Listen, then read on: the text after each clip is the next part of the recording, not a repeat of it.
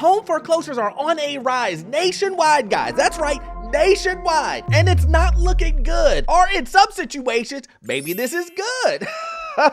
It really depends on what camp you're in, guys. But we're gonna jump into it because this is information that you need to know. My name is Orlando. Welcome to the channel, guys. Make sure you hit that like and subscribe button. It really does help out the channel. Look in the description. I have some good stuff in there. Invested in real estate for beginners and a YouTube course. Let's jump into it. It says home foreclosures are rising nationwide with Florida, California, and Texas in the lead. Who would have ever thought that?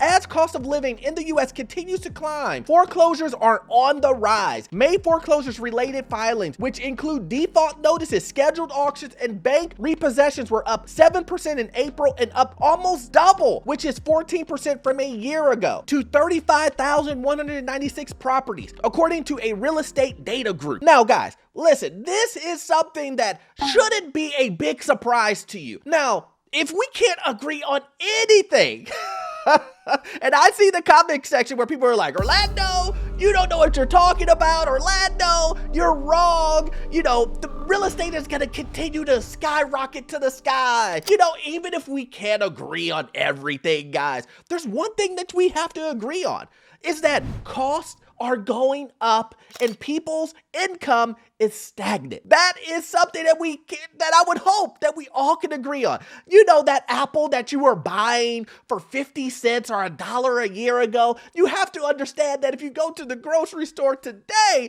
that apple is gonna be double the cost, and in some cases, triple the cost, guys. So we can agree on that. At least I hope we can agree on that. That cost of things, almost everything, is up today. It's not rocket science. Just say yes and we'll move on. So if everything is continuing to go up and people's pay are the same, we have to understand that foreclosures, the ability for people to pay their bills, is going to get worse and worse and worse. And this is no different than when it comes to one of the biggest costs that people incur, which is housing. And with that being said, there are going to be more foreclosures. There are. And that is unfortunate, but that is the truth. When things go up, when the cost of things continue to go up, and people's pay continues to go down or it stays stagnant and it doesn't grow with inflation, then it's going to be harder for people to pay their bills. It's not going to be easy. It's going to be really hard. And we're seeing that play out in the housing market as prices in areas like Florida or some of these other areas like California that are high costing areas continue to go up and up and up. And as those prices continue to go up and people's pay stays the same, $1 million home that you're buying in California you can't afford, or that Miami condo or that Miami house that is $1.5 million for 2,000 square feet, if even that. Come on, man! You can't afford that anymore, and you're gonna go, you know what? This $100,000 job that I have, I can no longer afford to live here. A lot of these homeowners are giving the homes back to the bank and saying, you can take the house. I can no longer afford this. I can barely afford groceries. I can barely afford the maintenance on this house. So they're giving the houses back. Lenders began the foreclosure process on 23,245 properties in May, up 4% from last month, up 5% from a year ago. States with the most foreclosures starts in May, including Florida, which we just talked about, where 2,901 foreclosures got underway, followed by California, which is 2,451 foreclosures, Texas, where it was 2,286 properties fell into the foreclosure column. Illinois and New York foreclosures came in at 1,358 and 1,287 foreclosures. I can just hear the comments now. The people saying, oh, Orlando, you're making a big thing out of nothing. You know, the foreclosures aren't even up that much, you know. And I would say, but foreclosures are going up. That is the point. I mean, would you say the same thing if unemployment is going up? You'd be like, yeah, it's not really that much, but it's a lot to you if you lose your job, right? Unemployment is not going up high, but then when you get fired from Amazon, it's like, oh, the economy's crap.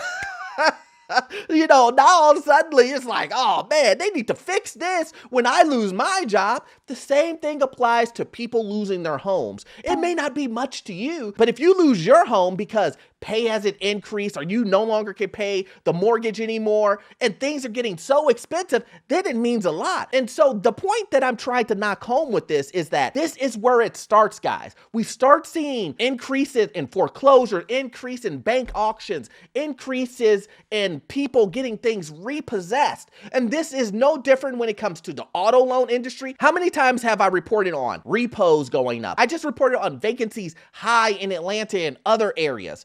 And people are like, well, you know, I mean, it's vacancies. And I'm like, you think people are living with their parents on purpose? You think people are getting roommates because they want to get roommates?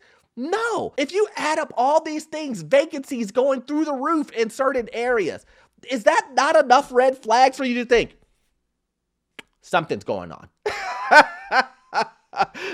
Just maybe something is going on. Still, U.S. workers' income remain below their pre-pandemic highs as the cost of consumer goods and services remain elevated, putting them at a greater risk of falling behind on payments. The quarterly median weekly earnings for a full-time U.S. worker have given up all of their post-pandemic gains when adjusted for inflation. Now, what does that mean? That means that before everybody was living the life, you know, let's go to Bali, let's go to the Maldives, let's just live it up, going to Vegas, you know, going to the casinos. Hey man, we're having the life. We living our best life. Now, everyone is thinking, the way my account's looking, I can't make it move the way that it moves. You know, people are thinking now and thinking, man, I gotta stretch this dollar. I gotta stretch this dollar because I had my fun during the pandemic, but today is a different day.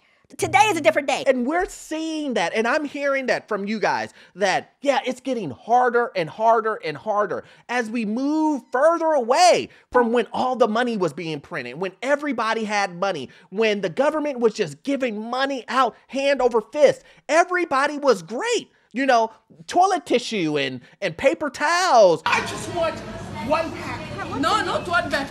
You couldn't find them in stock. Everybody had money. All the food in the world was gone. There was a shortage on everything because everybody could afford everything. That's just the way it was. It was the time where everybody was flush with money. Savings accounts were 6 to 7 to 8 months full. Everybody had an emergency fund. But the way things are going today, right now, people have 1 to 2 months of savings, maybe. 80% of people are living paycheck to paycheck now. People can't afford a home, let alone the things that come along with a home that we spoke about. People can't afford the cars. Cars are shooting through the roof.